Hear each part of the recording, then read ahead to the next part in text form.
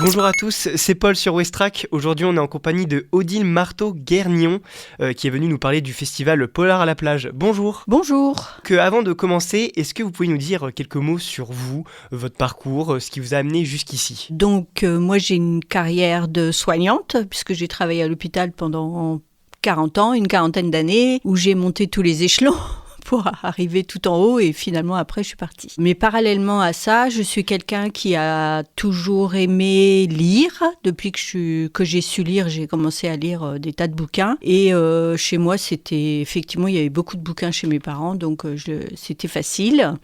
Et puis, ce que j'aimais aussi, c'était écrire. Donc, je me suis mise à écrire des petites histoires, des chansons, j'écrivais des poèmes, enfin voilà, des choses comme ça. Jusqu'au jour où je me suis mise à écrire aussi des romans. Et donc là, vous nous avez amené un roman, c'est ça ? Donc ça s'appelle Oui. Trip Mortel. Est-ce que vous pouvez un peu nous en parler ? Alors, Trip Mortel, en fait, ça fait partie d'une série policière. J'ai une enquêtrice qui s'appelle Anna Le Goff. Et Trip Mortel, c'est le 7e volet des enquêtes d'Anna Le Goff. Et Anna Le Goff a la particularité d'être bretonne, donc la plupart de mes romans se déroulent en Bretagne. Mais celui-là, il se déroule également à Paris, pour son enquête, elle va partir à Paris et continuer son enquête parce que, en fait, c'est sa belle-fille qui a disparu. Donc, elle est particulièrement touchée par cette disparition et son enquête va l'emmener très, très loin aux racines de Naomi. Elle s'appelle Naomi, sa belle-fille, et en fait, elle est d'origine congolaise.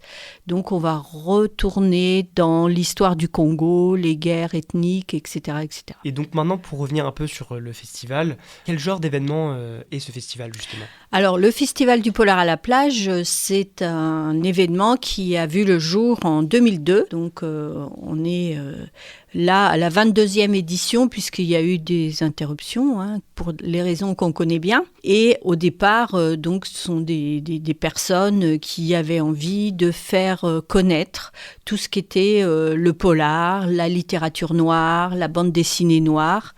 Et ils se sont lancés dans cette aventure. Et 23 ans plus tard, il n'y a plus les mêmes personnes, mais c'est quelque chose qui perdure et qui est devenu un rendez-vous incontournable au Havre, sur la plage. Et donc, en parlant de ça, où est-ce qu'il a lieu et quand ? Alors voilà, comme son nom l'indique, c'est Festival du Polar à la plage. Donc il a lieu sur la promenade André Duroméa et où là sont installés des grands barnums, des grandes tentes et où il y a une trentaine d'auteurs qui attendront les visiteurs. Et donc, il a lieu à peu près de quand à quand ? Alors, il y a des événements qui durent toute l'année. Il y a quelques animations qui ont lieu dans les jours qui précèdent. Et le festival en lui-même, c'est les 2 jours, le samedi 14 et le dimanche 15 juin 2025. Et donc, lors des éditions précédentes, comment ça s'est déroulé à peu près ? Est-ce qu'il y avait beaucoup de personnes qui sont venues assister ou est-ce que...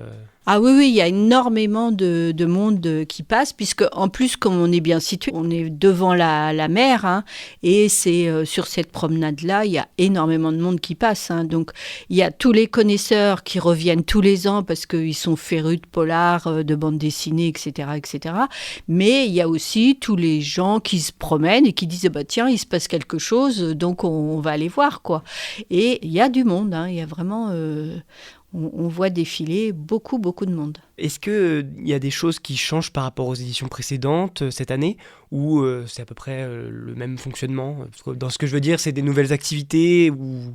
Alors, depuis l'an dernier, on a innové un petit peu dans la mesure où on a, par exemple, imaginé ce qu'on appelle le tribunal des flagrants des livres. Donc ça se passe le mercredi. Et ce tribunal, en fait, c'est un peu un moment humoristique, ludique, qui permet aux membres de l'association de présenter les 6 romans qui ont été sélectionnés pour le prix. Donc voilà, ça se fait sur un mode rigolo. Donc tout le monde peut venir. Ça se passe dans la bibliothèque Niemeyer.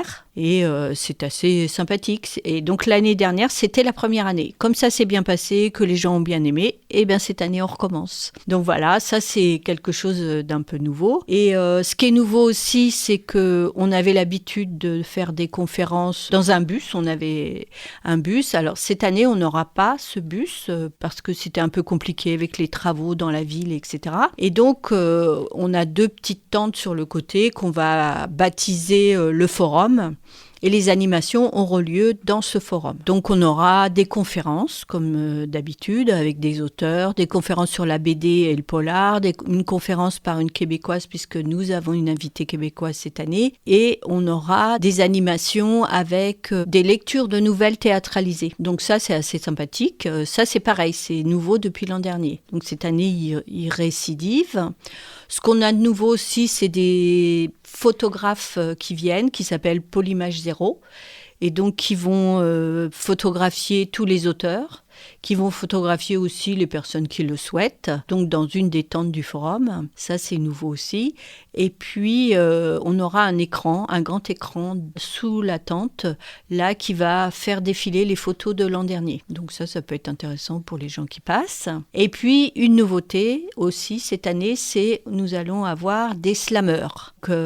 Eric Level, qui est un personnage havrais, je pense, qui est assez connu sur la place du Havre et qui est spécialiste du slam. Donc Eric va nous proposer avec son équipe, donc le samedi et le dimanche à 17h, des séances de slam qui tournent autour effectivement du roman noir et du polar. Et donc quel message vous voulez délivrer par ce festival ? Qu'est-ce que vous voulez, qu'est-ce que ça transmet en fait ? Alors, ce qu'on souhaite, depuis le début, l'idée c'est que le roman noir, la littérature noire, le polar, quelle que soit sa forme, c'est aussi une littérature comme les autres. Que c'est pas parce qu'on lit un polar qu'on lit n'importe quoi.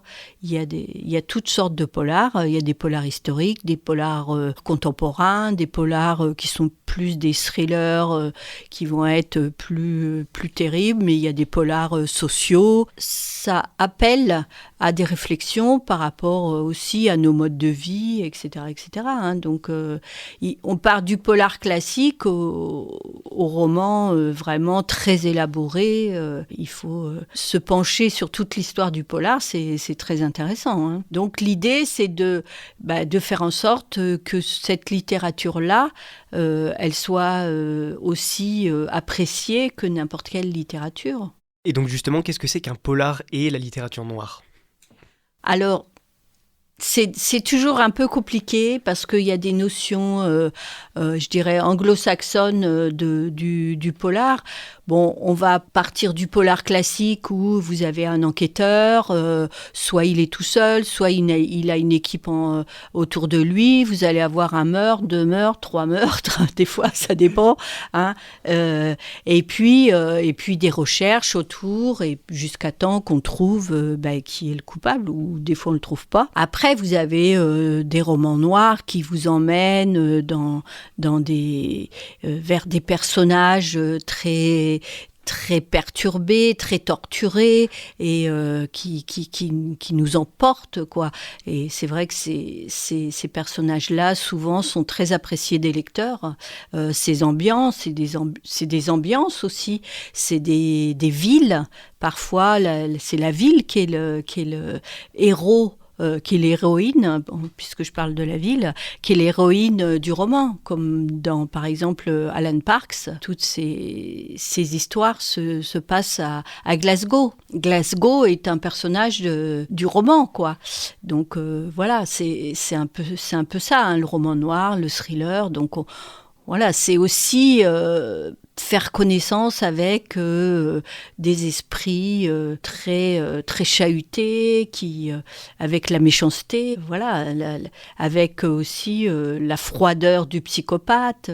C'est tout ça, les romans noirs, les thrillers, les polars. Et donc ça peut aussi se baser sur des histoires vraies ? Alors oui, tout à fait. Il y a Il y a des auteurs qui, par exemple, je pense à Thomas Cantaloupe, qui va être là cette année, qui lui présente donc son roman qui s'appelle Fracasse. Et donc ce roman, c'est un polar historique et qui reprend toute l'histoire du Cameroun et de la révolte des Camerounais, etc.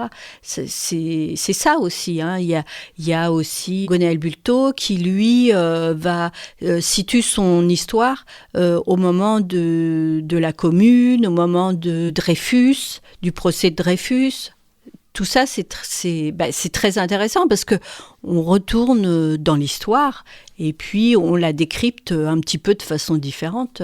C'est tout l'art du roman historique. Hein. Pour en revenir un peu maintenant sur le festival, est-ce qu'il y a un prix d'entrée ? Alors pas du tout, hein, tout est gratuit. Tout est gratuit, toutes les animations sont gratuites, l'entrée dans le forum est gratuite, tout ce qui se passe à Niemeyer, c'est pareil, il n'y a aucun souci. Et donc, où est-ce qu'on peut retrouver des informations concernant le festival ? Est-ce qu'il y a un site internet ? Alors, il y a un site internet qui s'appelle tout simplement lesencrenoirs.net. Et puis, il y a une page Facebook qui est alimentée là de façon importante tous les jours. Parce que là, il y a des informations quotidiennes. En ce moment, on est en train de présenter les auteurs. Donc, tous les jours, il y a un auteur qui est présenté avec sa photo, un petit peu sa bio, ce qu'il écrit, ce qu'il fait. Enfin, voilà. Merci beaucoup. C'est moi qui vous remercie.